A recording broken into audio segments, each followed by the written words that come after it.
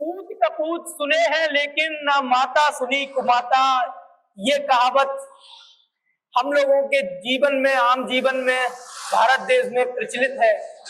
गांव से लेकर शहर और देहात में ये कहावत आपने सुनी होगी। लेकिन कलयुग में ये कहावत भी और इस कहावत के शब्द भी बदले हुए नजर आते हैं। और इस कहावत को जो उलट है, जो सटीक है, वो बैठता है एक ऐसी महिला जो आज सभी राष्ट्रीय न्यूज चैनलों और अखबारों की सुर्खियां बनी हुई है। सूचना सेठ। सूचना सेठ नामक महिला, जिस पर ये लाइन सटीक बैठती है कि माता भी कलयुग में कुमाता होती है। उसकी वजह सूचना सेठ ने अपने ही कोख से जन्मे बच्चे को, जिसे इंसान अपना कलेजा भी मानता है, उसकी निर्मम हत्या कर दी। और हत्या भी इस तरीके से की जो आपकी रूह कांपा देगा। सहम जाएंगे आप इस कहानी को सुन के, मजबूर हो जाएंगे कि क्या कलयुग में ऐसी भी माताएं होती, कलयुग में एक ऐसी भी माँ होती है, हत्यारन माँ होती है जो अपने ही बेटे को, अपने ही आंचल और कलेजे के टुकड़े को हत्या करने के बाद एक सूटकेस में बंद कर देती है उसकी लाश को। इस पूरी कहानी को देखते हैं और अगर हम इस कहानी के पीछे जाते हैं, कैसे सूचना सेठ ऑक्सफोर्ड में पढ़ने के बाद, ऑक्सफोर्ड में जिसके लेक्चर होते थे, वो महिला इतनी क्रूर हो जाती है और इतना जघन्य अपराध कर देती है।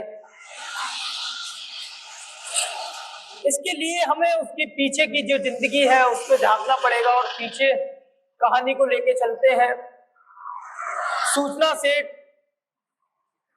की निजी जिंदगी में एक केरल के लड़के से अफेयर हो जाता है। पेशे से वो भी इंजीनियर होता है, सूचना सेठ भी इंजीनियर होती है। आर्टिफिशियल इंटेलिजेंस का एक शब्द है जो आपने आए दिन सुना होगा, सोशल मीडिया और इंटरनेट की सुर्खियां भी है। उसी विज्ञान के दोनों इंजीनियर हैं, उनका अफेयर चलता है और उनसे शादी हो जाती है। शादी में सब कुछ ठीक चल रहा होता है, एक बच्चे को जन्म देते हैं, बच्चे का भी परवरिश ठीक से चल रहा होता है। फिर भारत में एक महामारी की धमक होती है, कोरोना जैसा, और लॉकडाउन लग जाता है। लॉकडाउन के दौरान समय बहुत ज्यादा व्यतीत होने के कारण पति पत्नी में झगड़े होते हैं।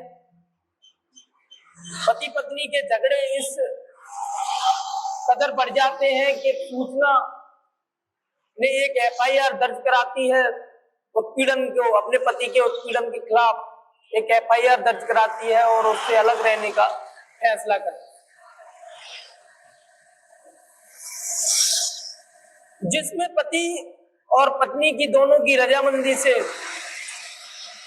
अगर सूचना सेठ की माने तो और उसकी एफआईआर पे गौर करें तो उसमें कई ऐसे आरोप लगाए हैं जो जघन्य अपराध की श्रेणी में भी आते हैं। उसका पति क्रूरता से उसके साथ बर्ताव करता था, अप्राकृतिक तरीके से शारीरिक संबंध बनाता था और इन सारी चीजों से ही परेशान होकर, मारा पीट के परेशान होकर उसने अलग रहने का फैसला किया। दोनों को तलाक हो जाता है और जब सूचना सेठ को पता लगता है और उसकी कस्टडी सूचना सेठ को बच्चे की मिल जाती है, और इसी बीच सूचना सेठ को जब उसके पति, जो कि इंडोनेशिया में जॉब कर रहा होता है, उसने अपने बच्चे से मिलने के लिए कोर्ट से गुहार लगाई होती है और इसकी वो अर्जी की सुनवाई भी हो जाती है कि वो अपने बच्चे से मिल सकता है। 6 जनवरी गोवा की जो रात है, गोवा में सूचना सेठ आती है और उससे पहले उसके पति का मैसेज आता है कि उसे उसके बच्चे से मिलना है। जब ये उसको पता लगता है सूचना को, तो सूचना को लगता है कि हमारा बेटा उसके पास चला जाएगा, या वो नहीं चाहती थी कि उसको बेटा उससे मिले या उससे बात करे। सूचना सेठ ने एक प्लान तैयार किया बच्चे से कि चलो गोवा घूमने चलते हैं। गोवा घूमने आते हैं तो एक बलियानपुर नामक एक होटल होता है, तो उसमें अपार्टमेंट होता है, उसमें अपने रहने के लिए बुकिंग कराई रहती है।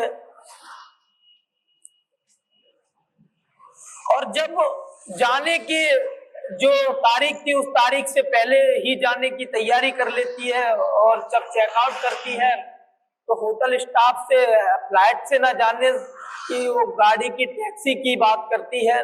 कर्नाटक वो टैक्सी से जाए, बेंगलोर जाना था, तो होटल का जो स्टाफ था रिसेप्शन पे, उन्होंने एक टैक्सी मंगा दी होती है। टैक्सी से बातचीत हो जाती है, टैक्सी का किराया 30,000 तय होता है, और वो उसको वहां गोवा से लेके वहां जाने लगता है। जब ड्राइवर पहुंच जाता है, लेके चल देता है, और इसी दौरान जब होटल का स्टाफ होटल के कमरे में जाता है तो वो सन्न रह जाता है, क्योंकि कमरे में खून के छींटे और दाग धब्बे मिलते हैं। तो उनको कुछ शक सा गहराता है, और उन्होंने पुलिस को सूचना दी होती है। मौके पे पुलिस आती है, पुलिस इस वाकया की छानबीन करती है, तो गोवा पुलिस को लगता है कि सब कुछ ठीक नहीं है, तो उन्होंने उसकी जो सीसीटीवी फुटेज है उसको छाना। उसमें देखा चेक इन के समय जो सूचना थी वो एक बच्चे के साथ आई थी, लेकिन चेकआउट करते समय एक भारी भरकम उसको सूटकेस रहता है, लेकिन बच्चा नहीं होता है। आनंद फानंद ने पुलिस ने जो ड्राइवर था उससे बातचीत की, कोंकणी भाषा में बातचीत की, उसको पूछा कि तुम कहाँ हो, अभी तुम्हारे साथ क्या बच्चा भी है कोई, या सूचना सुनी? उसने बोला कि नहीं, मेरे साथ तो सिर्फ महिला है, सूचना सिर्फ मेरे साथ है। जब ये चूंकि कोंकणी में बात हो रही थी तो उसको ये सब कुछ समझ में नहीं आ रहा था, तो ड्राइवर से पुलिस ने बोला कि सूचना से महिला से बात कराएं। जब महिला से बात कराई तो उससे पूछा गया तुम्हारा बेटा कहाँ है, बच्चा कहाँ है? उसने बोल दिया वो अपने रिश्तेदार को गोवा में एक ऐसा जो पता था वो पता बता दिया कि वहां छोड़ के आई है।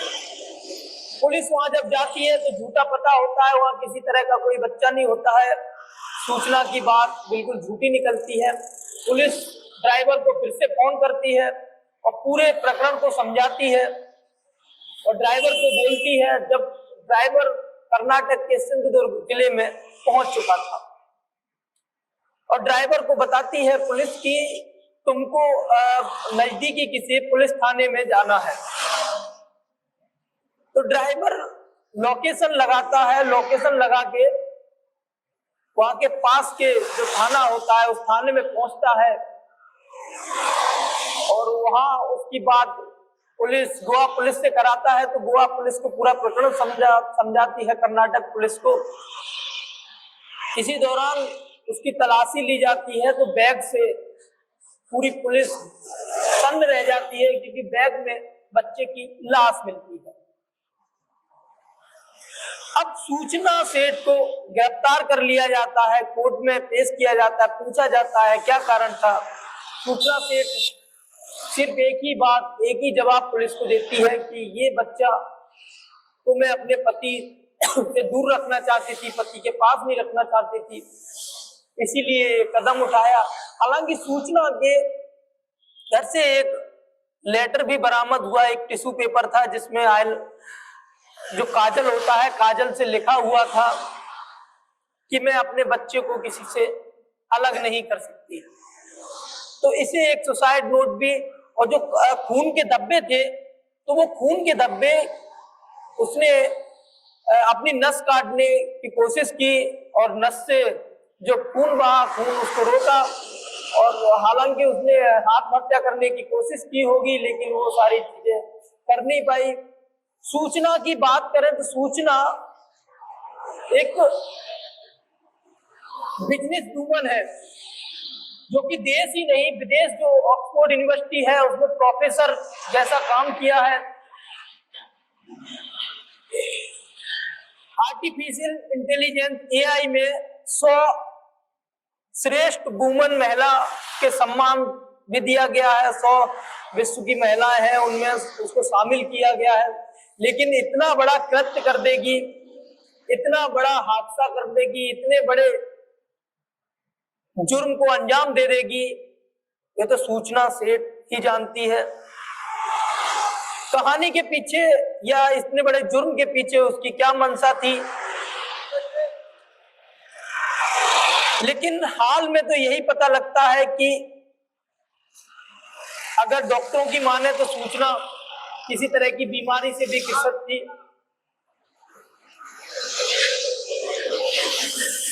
सूचना जैसी मां ना हो तो ही अच्छा है। ये ऐसी मां है जो पूरे देश की ममता को कलंकित करती है। आगे भी हम आपको इस तरह की और कहानियां सुनाएंगे। बने रहिए हमारे साथ और देखते रहिए क्राइम कुंडली को, और इसी तरह की क्राइम की जो घटना है जिसमें क्रिमिनल की पूरी कुंडली को परत दर परत दिखाएंगे।